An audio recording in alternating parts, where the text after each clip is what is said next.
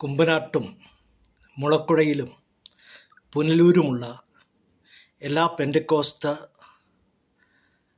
ഹന്നാഫും കയ്യഫാവുമാരും സന്നിധ്യം സംഘങ്ങളും പരീശന്മാരുമെല്ലാം മിണ്ടാതിരിക്കുമ്പോൾ അനീതിക്കെതിരെയും ജീർണിച്ച വർഗീയതയ്ക്കെതിരെയും ശബ്ദമുയർത്തുന്ന ആനുകാലിക പ്രസക്തമായ വിഷയങ്ങളെ ചോദ്യം ചെയ്യുകയും അപ്പോൾ തന്നെ ശാന്തമായി ചർച്ചകളിലൂടെ തൻ്റെ വിഷയങ്ങൾ അവതരിപ്പിക്കുകയും ചെയ്യുന്ന പാസ്റ്റർ അനിൽ കൊടുത്തോട്ടം.